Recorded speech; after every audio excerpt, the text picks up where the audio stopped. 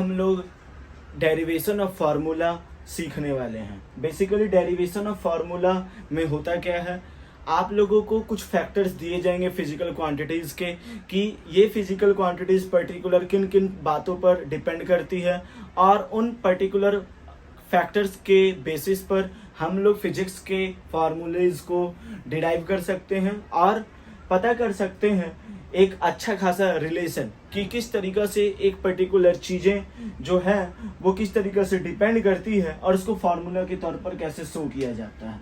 यानी कि derivation of formula को हम लोग कैसे डिफाइन कर सकते हैं, वी कैन डिराइव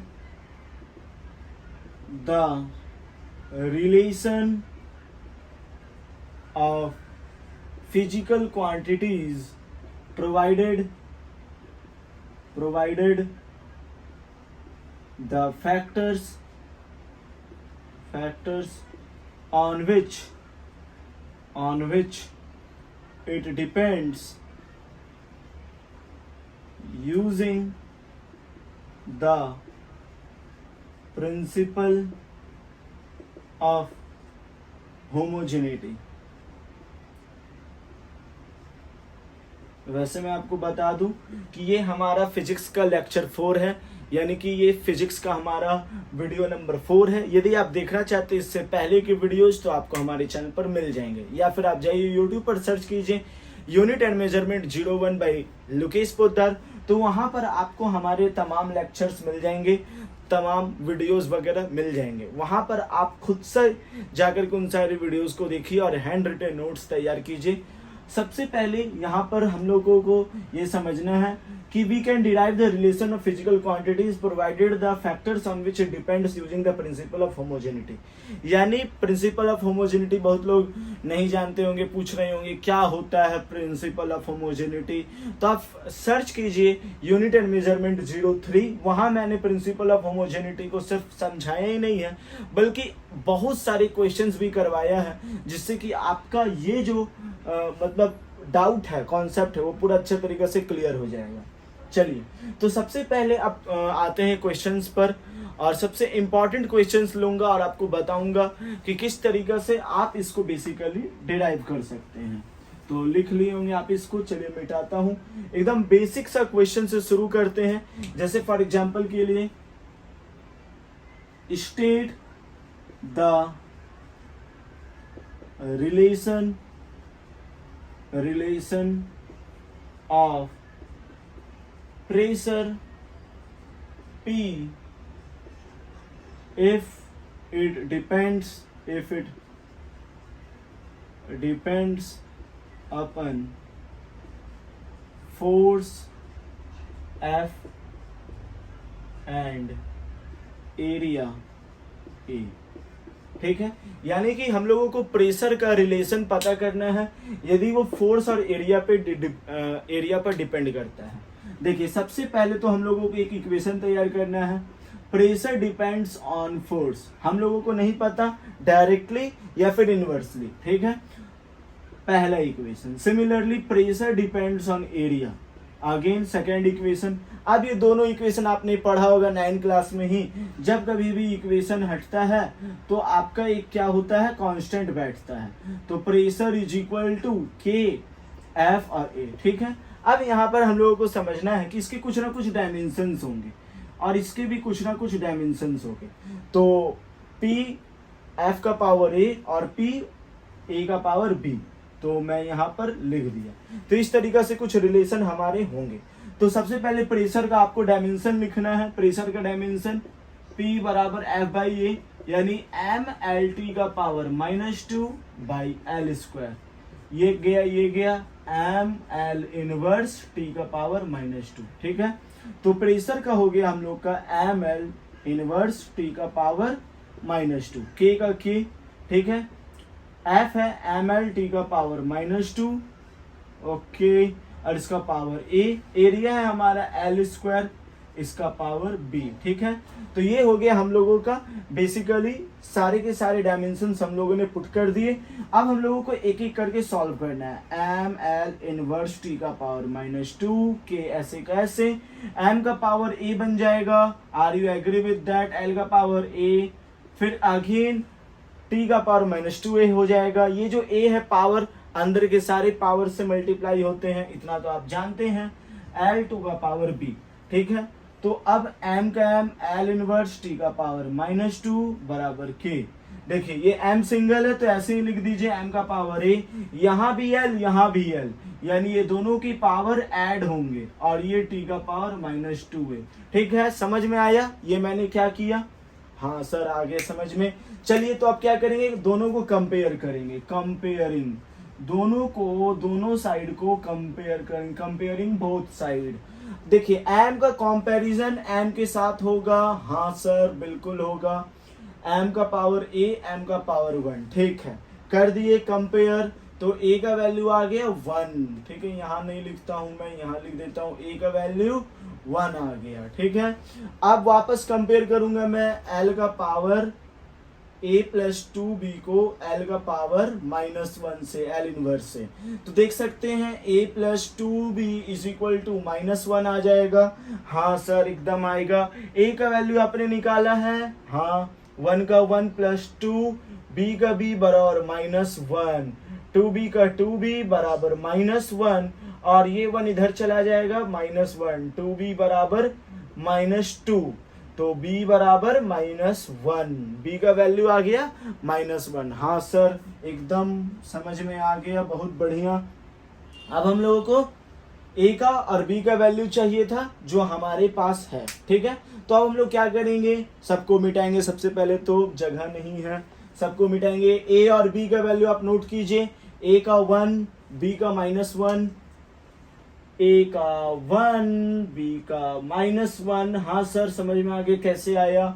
चलिए तो मैं मिटा दूं सब। अब उसके बाद प्रेशर बराबर k और f a का वैल्यू कितना आया था 1 और b का वैल्यू कितना आया था -1, ठीक है। p बराबर k, इसको हम ऐसे लिख सकते हैं f/a, हाँ बिल्कुल सर लिख सकते हैं, a इनवर्स यानी 1/a, बहुत बढ़िया। अब ये k क्या हो गया, k देखिए डायमेंशनल फार्मूला कभी भी आप यूज करेंगे और इसका यूज करके आप एक रिलेशन डिराइव करेंगे, तो इसका वन ऑफ द ड्रॉबैक यही है कि यहाँ पर आपका k का वैल्यू डायमेंशनल एनालिसिस नहीं निकाल सकता है, ठीक है। तो यहाँ k का वैल्यू या तो गिवन रहेगा या तो आप एक्सपेरिमेंटली इसको कैलकुलेट कर सकते हैं, ये एक्सपेरिमेंट से ही निकाले जा सकते हैं, ठीक है। तो P बराबर यहाँ K का एक्सपेरिमेंटली वैल्यू देखा गया कि 1 होता है, तो P बराबर F/A यानी प्रेशर बराबर फोर्स बाई एरिया। हाँ सर मैंने तो यही पढ़ा है प्रेशर का फॉर्मूला, आपने डिराइव कर दिया। जी हाँ यही है application of dimensions analysis. Dimension analysis का यूज करके हम लोग किसी भी फार्मूला को डिराइव कर सकते हैं, ऐसा है क्या? नहीं, बहुत सारे फार्मूलाज को हम लोग डिराइव कर सकते हैं। मैंने नहीं क्यों कहा, आपको थोड़ी देर बाद पता चलेगा, ठीक है। तो ये हो गया प्रेशर का फार्मूला। चलिए कुछ और क्वेश्चंस लेते हैं। क्वेश्चन लेना है, state the relation of time period of a simple pendulum time period t, simple pendulum, if it depends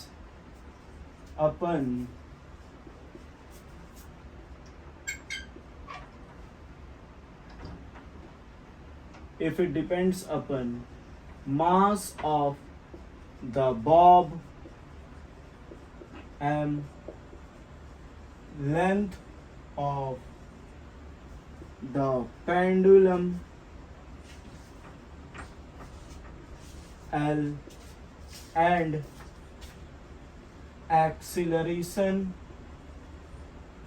due to gravity जी।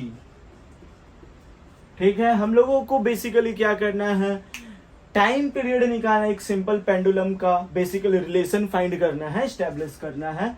यदि वो किन किन बातों पर डिपेंड करता है, बॉब के मास पर, ठीक है, पेंडुलम जो कि होता है उसके लेंथ पर, और एक्सेलरेशन ड्यू टू ग्रेविटी पर। यदि इन तीन बातों पर डिपेंड करता है तो बताइए कि हमारा टाइम पीरियड का क्या फॉर्मूला होगा। देखिए, तो हम लोग क्या करेंगे, time period depends on mass power A, time period depends on length of pendulum power B, again time period depends on acceleration due to gravity power C. Okay, हो गया।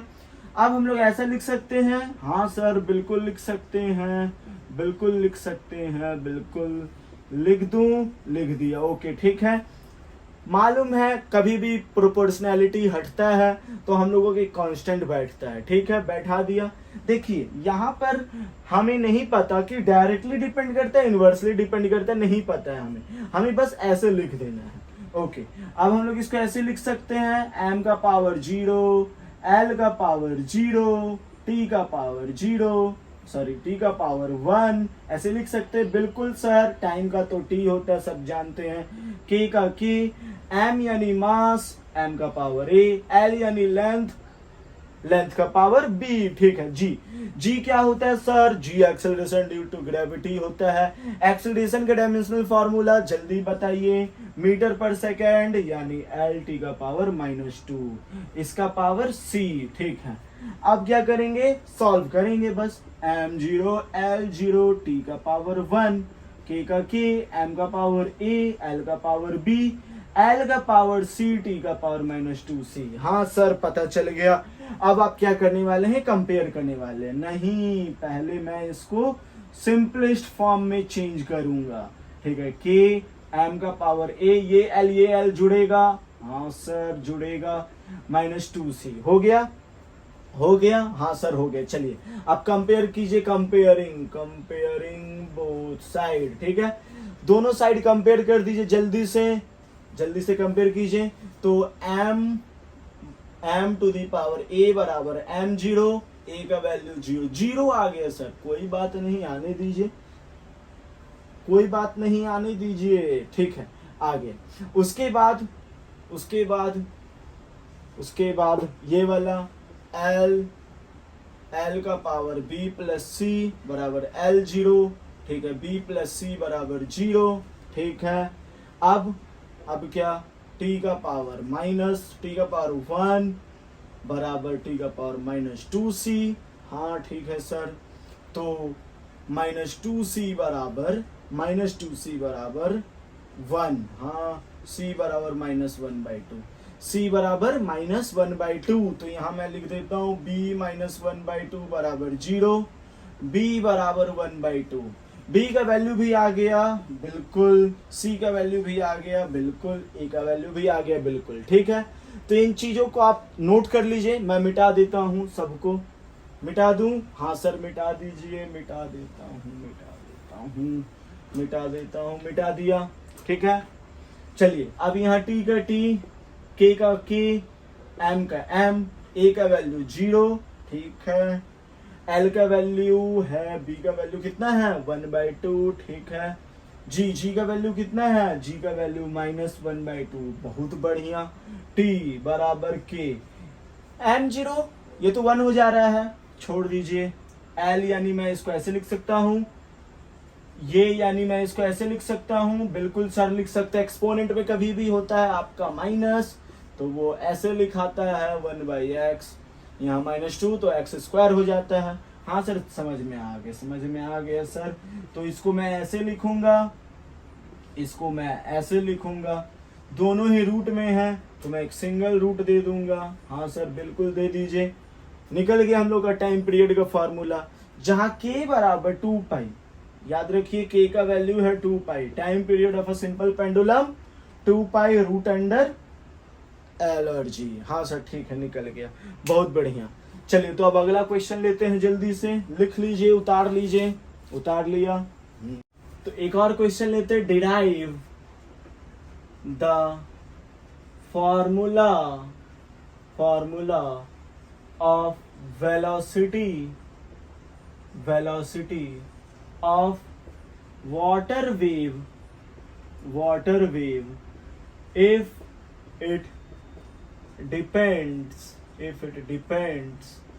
upon wavelength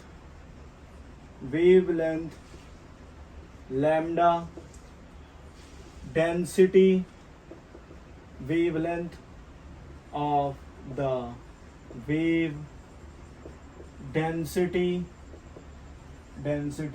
rho of the liquid and acceleration due to gravity g। ठीक है, इस पे हम लोगों को निकालना है डेरिवेशन फॉर्मूला।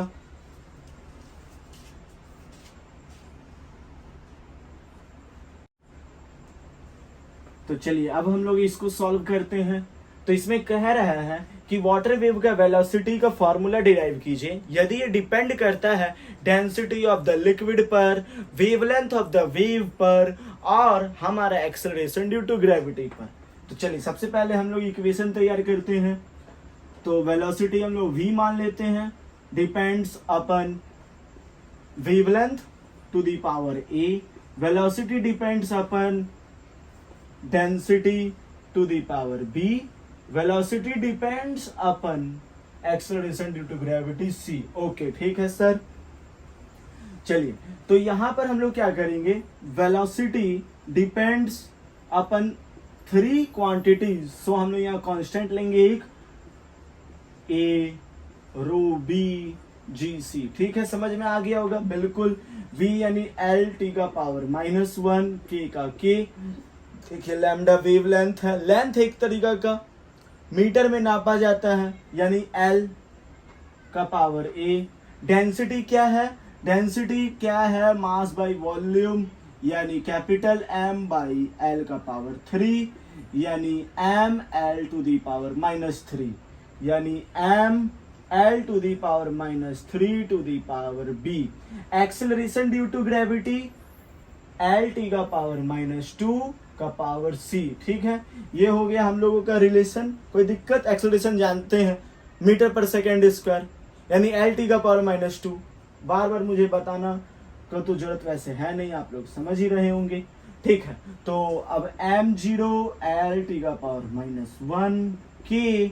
अब देखिए L का पावर a का a, अब ये b सबसे मल्टीप्लाई होगा। हाँ सर मालूम है सर। ठीक है, L का पावर c, t का पावर -2c। ठीक है, तो अब क्या करेंगे, सिंपलीफाई करेंगे और सिंपल फॉर्म में इसको तोड़ेंगे। तोड़िए सर। ठीक है, L यहां भी L, यहां भी L, यहां भी L, सारे power add a -3b + c। Sir minus क्या लिख रहा है, आपने तो ऐड कहा था। देखिए आपने शायद 3-4 क्लास सही से नहीं पढ़ा है या फिर यहां पर क्या होगा, देखिए -3b।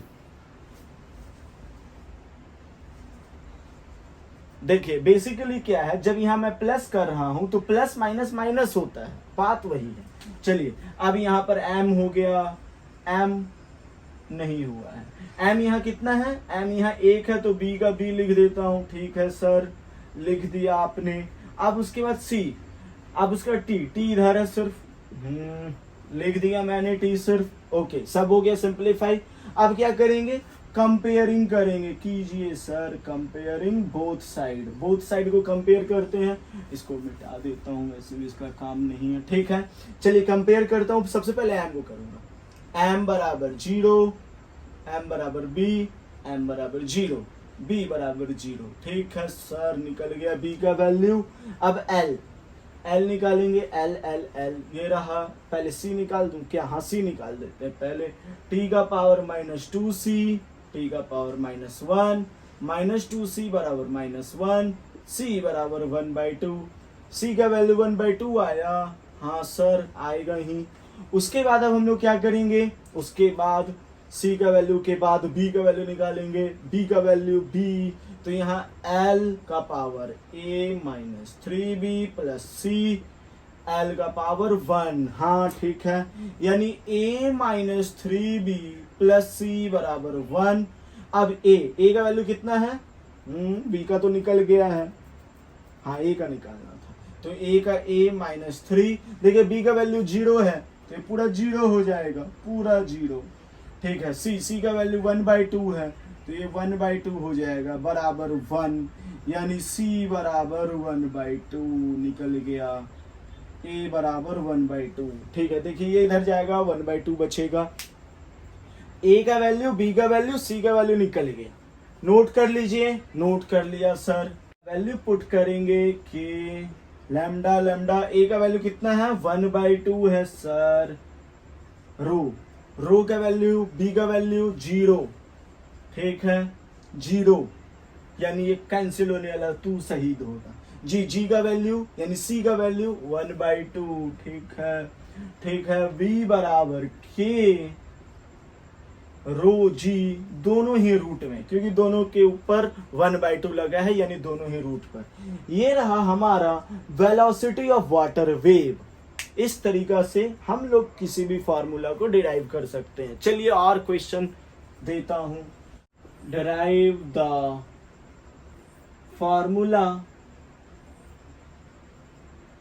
The formula of period of revolution capital T if it depends upon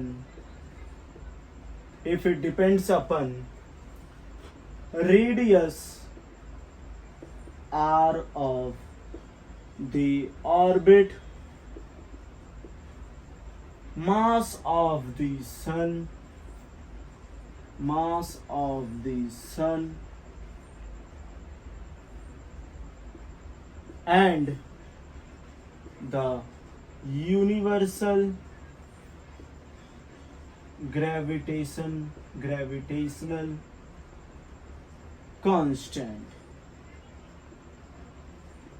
जी ठीक है, हम लोगों को एक फार्मूला डिराइव करना है जो कि पीरियड ऑफ रोटेशन है, यानी कि रिवॉल्यूशन है, सन के अराउंड में जो प्लैनेट करते हैं। Derive the formula period of revolution if it depends upon radius of the orbit, mass of the sun और यूनिवर्सल ग्रेविटेशनल कांस्टेंट जी पर डिपेंड करता है। तो ठीक है, चलिए फिर से वही time period depends on radius का power A, time period depends on mass of the sun power b, time period depends on universal gravitational constant का पावर सी। ठीक है सर, ले लिए।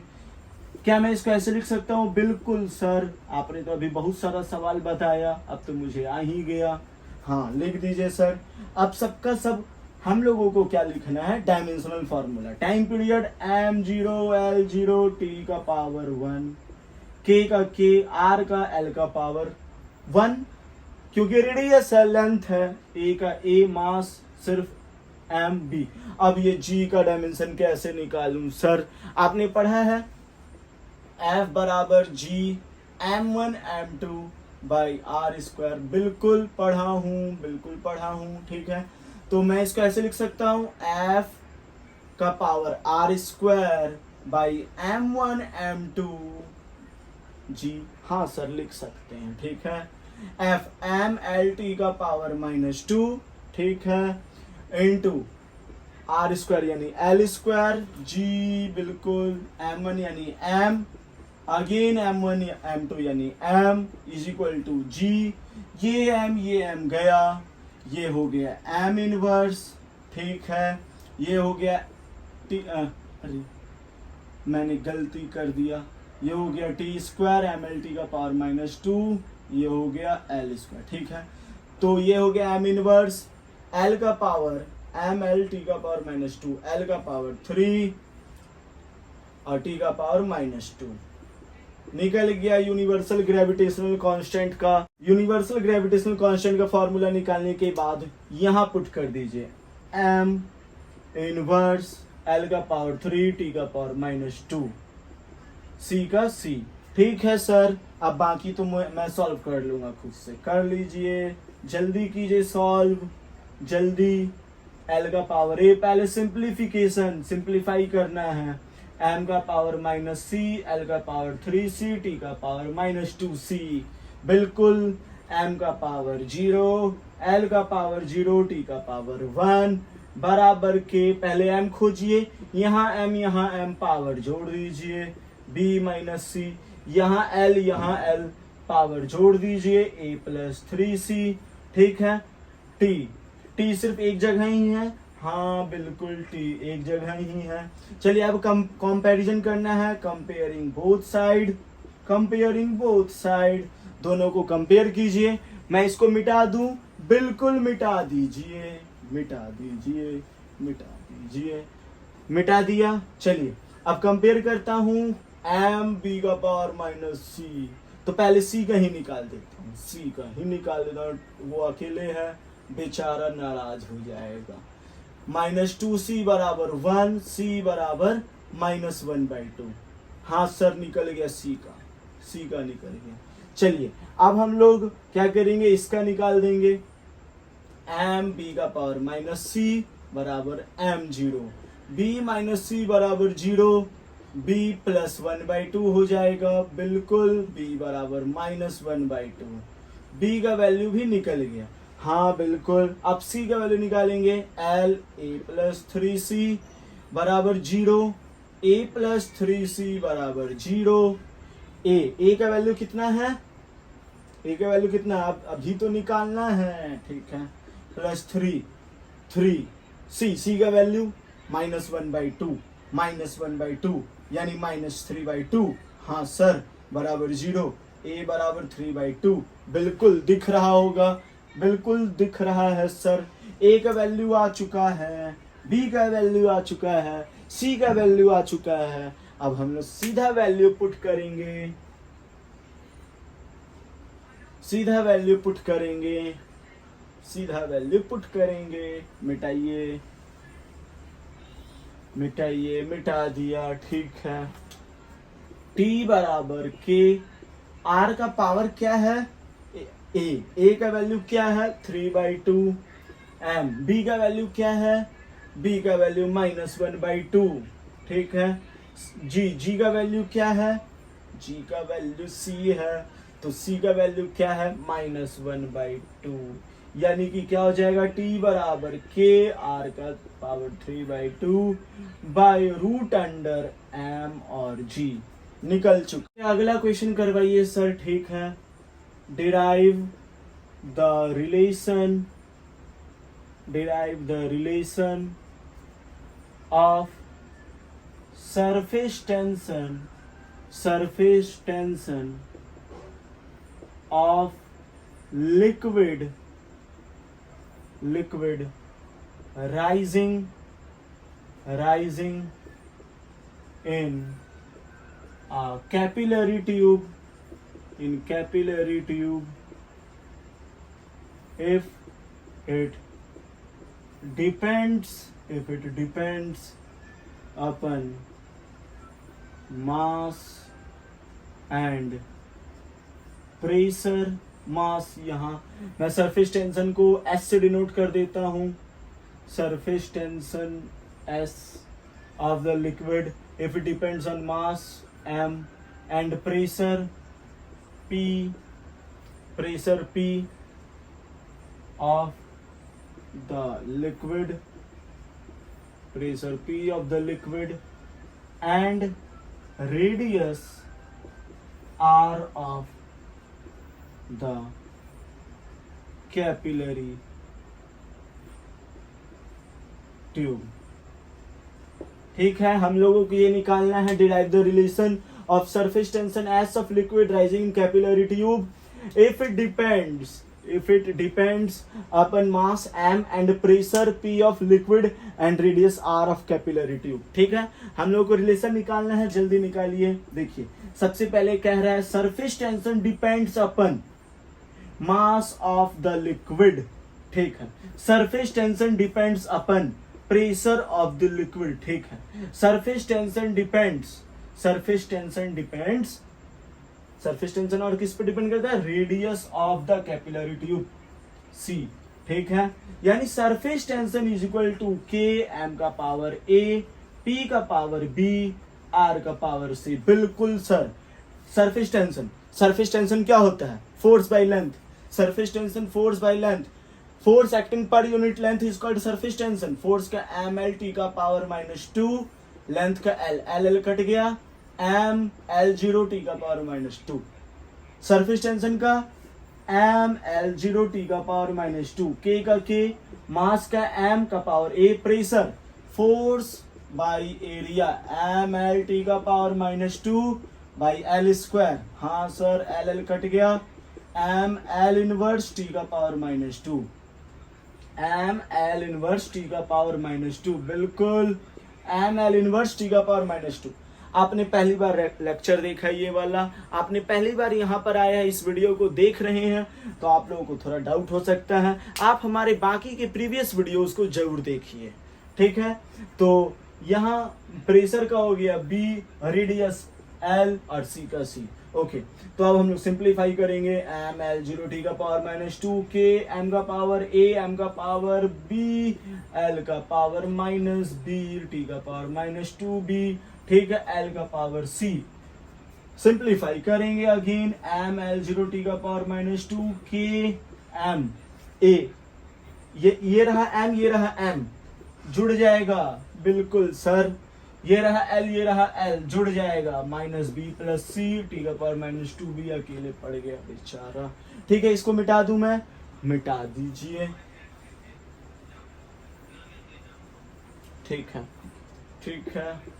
चलिए तो आप कंपेयर करते हैं, कंपेयरिंग बोथ साइड। सबसे पहले बेचारा टी अकेला है, जिसका कोई नहीं, उसका हम लोग टी का पावर -2, ठीक है, तो कट गया -2b बराबर -2, कट गया b बराबर 1, b का वैल्यू आ गया 1, b का वैल्यू आ गया 1। अब इसका यूज करके c का वैल्यू निकालेंगे, l - b + c बराबर l का पावर 0, -b + c बराबर 0, b का वैल्यू 1 - 1 + c बराबर 0, c का वैल्यू 1 आ गया, c का वैल्यू। अब अगला आता है m a + b बराबर m, यानी a + b बराबर 1, यानी a का वैल्यू निकल जाएगा, b का वैल्यू कितना है 1 बराबर 1, a बराबर 0, a का वैल्यू आ रहा है 0, b का वैल्यू 1, c का वैल्यू 1, ठीक है। मिटा दूं, मिटा दीजिए सर, जल्दी से मिटा देता हूं,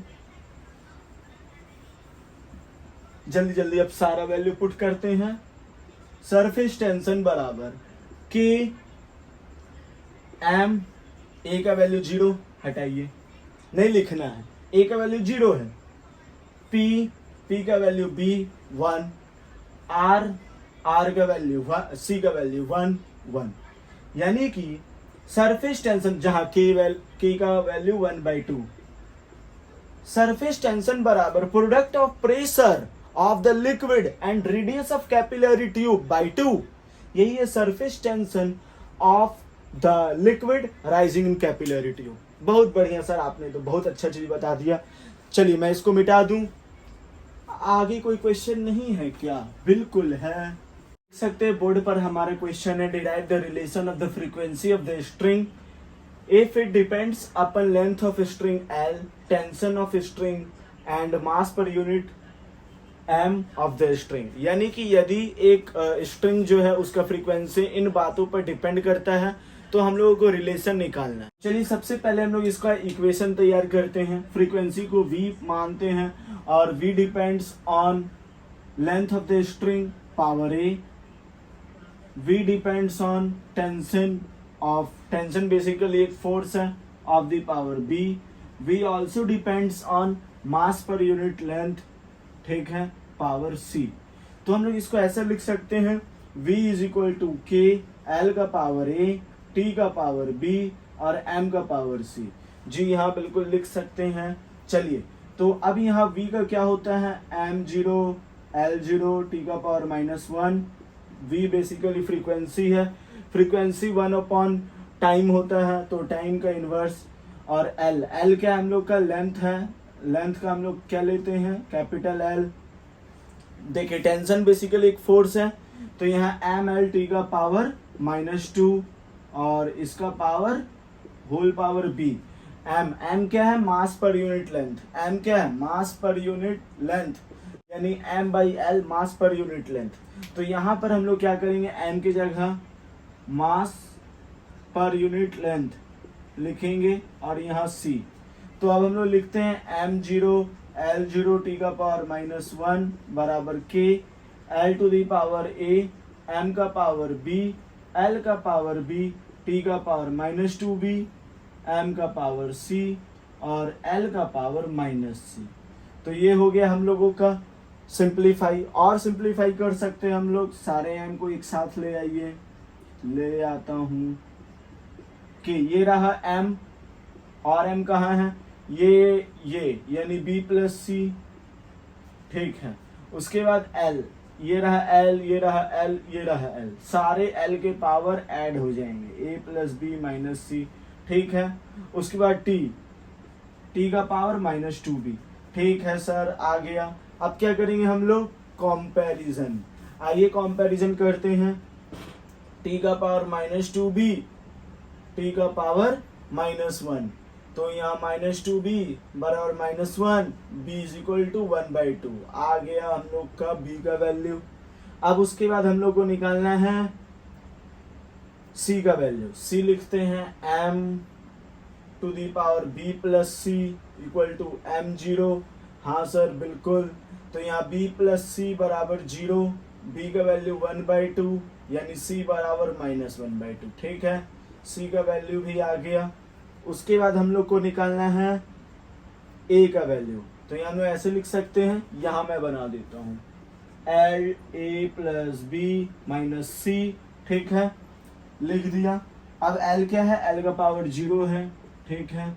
a का वैल्यू निकालना है, निकाल लेते हैं, b का वैल्यू 1/2, ठीक है। c का वैल्यू -1/2 यानी प्लस बराबर 0, यानी a का वैल्यू -1 आ गया। चलिए तो a का वैल्यू आ गया है, b का वैल्यू आ गया है और c का भी वैल्यू आ गया है। अब क्या करेंगे, दोनों को ऐड कर देंगे, मतलब जो जो वैल्यू है a और b का सबको एक जगह लिख देंगे। मैं मिटा दूं, इसको मिटा देता हूं, ये रहा। अब v का v रखता हूं, k का k, l का पावर a, l का पावर a यानी 1/l, l का पावर a यानी -1 यानी 1/l, t का पावर b, t का पावर b यानी कि 1/2 यानी रूट में, ठीक है। m का पावर c, m का पावर c, तो m का पावर c -1/2 नीचे आएगा, नीचे आएगा और ये दोनों ही रूट में जाएगा, माइनस में रहता है रूट में जाएगा, ठीक है। तो k को इससे मल्टीप्लाई कर देता हूँ, तो ये आ गया हम लोग का velocity frequency of the string, यदि ये इन बातों पर डिपेंड करता है तो इस तरीका से हम लोग रिलेशन फाइंड कर चुके हैं। चलिए एक क्वेश्चन, मैं छोटा सा क्वेश्चन लेता हूँ, ये रहा रूट लैम्डा जी। हमसे पूछा गया है कि ये किस तरीका का क्वांटिटी है, किस तरीका का फिजिकल क्वांटिटी है, तो बताइए जल्दी से, मैं आपको बताता हूँ किस प्रकार का फिजिकल क्वांटिटी है। देखिए रूट ये लैम्डा है, तो लैम्डा का होता है L और ये एक्सेलरेशन ड्यू टू ग्रेविटी है यानी L टी का पावर -2, जी बिल्कुल L स्क्वायर टी का पावर -2, तो हम लोग इसका ऐसे लिख सकते हैं L टी का पावर -1। तो ये किस तरीका का है, L/T यानी कि मीटर पर सेकेंड। ये कौन सा है, वेलोसिटी, ये कैसा क्वांटिटी है, वेलोसिटी का क्वांटिटी है, ठीक है। चलिए तो एक और क्वेश्चन लेता हूँ, ये है हम लोग का g का वैल्यू, g का value 6.673 into 6.673 into 10⁻⁻11 newton metre square पर केजी स्क्वायर, ठीक है, न्यूटन मीटर स्क्वायर पर केजी स्क्वायर। अब हम लोगों को क्या करना है, इसको SI यूनिट में हम लोग को लिखना है। बेसिकली SI यूनिट में ही दिया हुआ है, हम लोग को CGS यूनिट में इसका वैल्यू फाइंड करना है। तो कैसे होगा, देखिए ये हम लोग ऐसे उतार देंगे 6.673 इंटू 10⁻⁻11, देखिए newton, 1 newton is equal to 1 force. आप ऐसे कह सकते हैं फोर्स बराबर मास इंटू एक्सेलरेशन होता है, मास बराबर केजी होता है, एक्सेलरेशन मीटर पर सेकंड स्क्वायर होता है। जी हाँ बिल्कुल सर। तो यहाँ मैं न्यूटन की जगह केजी मीटर पर सेकंड स्क्वायर लिख सकता हूँ। बिल्कुल लिखिए। अब यहाँ मीटर स्क्वायर की जगह मीटर स्क्वायर, अब यहाँ केजी स्क्वायर की जगह kg square, newton metre square पर KG square, newton metre square पर केजी स्क्वायर। तो यहाँ 1/kg स्क्वायर। ठीक है, ऐसा लिख सकता हूं मैं। तो इसमें से 1 kg उड़ गया। ठीक है, तो इसका क्या हो गया 6.673 into 10⁻⁻11 metre cube by second square और केजी, ये हुआ। अब हम लोग क्या करेंगे 6.673 इंटू 10⁻⁻11 लेंगे। मीटर को हम लोग क्या कहते हैं, सेंटीमीटर कहते हैं सीजीएस यूनिट में। तो मीटर क्यूब यानी 1 मीटर इज इक्वल टू क्या होता है 10⁻², 10⁻² सेंटीमीटर का पावर 3। सेकेंड का सेकेंड रहने दीजिए। केजी का क्या होता है, केजी का 10⁻3। तो मैं सिर्फ इसको सॉल्व कर दूं, ये ऐसी रहेगा अभी 10⁻6/10⁻3, ये सेकेंड स्क्वायर का सेकेंड स्क्वायर। तो ये रिड्यूस हो गया 10⁻3 हुआ, यानी 6.673 इंटू 10⁻11 हम लोग ऐसे लिख सकते हैं। और 10⁻11 हो चुका है ये 10⁻11 में से 3 गया, -8 हो गया। अब यहाँ मीटर क्यूब केजी की जगह हम लोग सबसे पहले ग्राम लिखेंगे, मीटर क्यूब की जगह सेंटीमीटर क्यूब लिखेंगे, सेकंड की जगह पर सेकंड स्क्वायर लिख देंगे। तो ये हो गया हम लोग का बेसिकली यूनिट। अब इस चीज में बहुत लोगों को डाउट होता है कि ये चीज कैसे आया, तो मैं इसको एक बार अच्छा से बता देता हूँ। देखिए ये केजी मीटर स्क्वायर न्यूटन का आया, मैं अच्छा से यहाँ पर लिख देता हूँ। ये केजी मीटर बाई स्क्वायर आया न्यूटन का, और यहाँ मीटर स्क्वायर, और यहाँ 1/kg स्क्वायर ये आया। देखिए यहाँ 1 kg कट गया, यहाँ ये मीटर क्यूब में हो गया, ये सेकेंड स्क्वायर में हो गया, ये पर केजी में आ गया। तो इसको हम ऐसे लिख सकते हैं,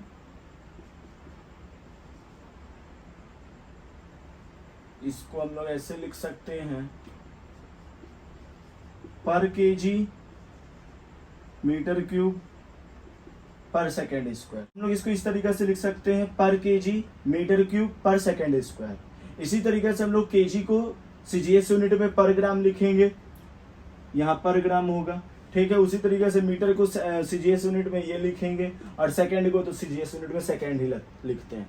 तो इस तरीके से हम लोग चीजों को बदल सकते हैं सीजीएस यूनिट से। ये भी बेसिकली वही क्वेश्चन है, प्रिंसिपल ऑफ होमोजेनिटी से कहिए या फिर डेरिवेशन ऑफ द फार्मूला से कहिए, वही सवाल है। ठीक है, एक छोटा सा और क्वेश्चन लेते हैं। ठीक है, derive the relation of kinetic energy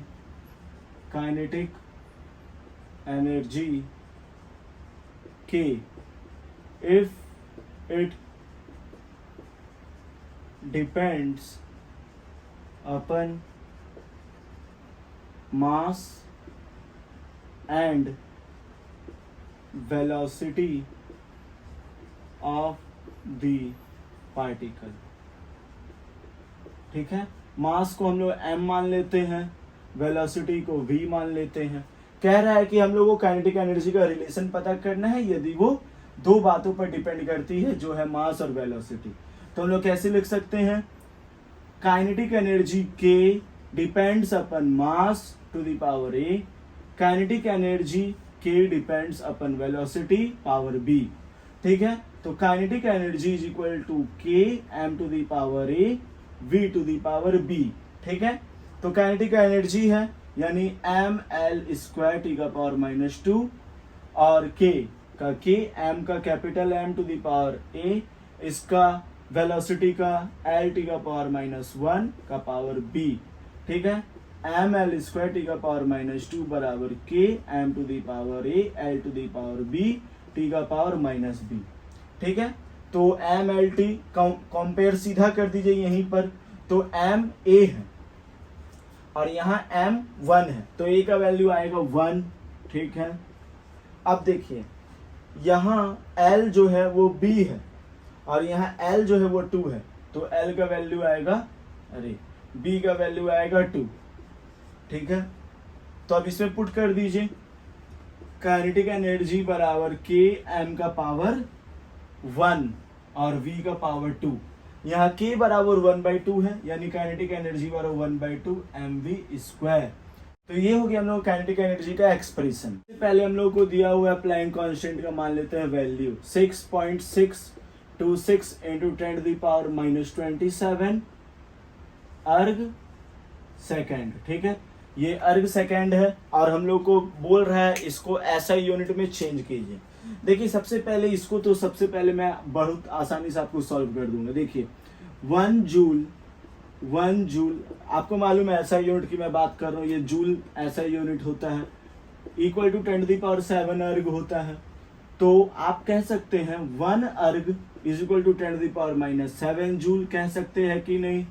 बिल्कुल कह सकते हैं। तो यहाँ 6.626 इंटू 10⁻27 अर्ग की जगह -7 और जूल पर सेकेंड, क्योंकि जूल पर सेकेंड नहीं, जूल सेकेंड, तो 6.626 इंटू 10⁻34 जूल सेकेंड, ये हो गया हम लोग का ऐसा यूनिट में। तो कुछ क्वेश्चंस मैंने आपको कराए इस रिलेशन से, जो कि था हमारा deriving the formula from the dimension analysis. Basically dimensional analysis का एप्लीकेशन है। तो क्वेश्चंस का प्रैक्टिस करते रहिए और ज़्यादा से ज़्यादा चीज़ों को समझने की कोशिश कीजिए और कॉन्सेप्ट अपना क्लियर करने की कोशिश करते रहिए। और थैंक यू वेरी मच।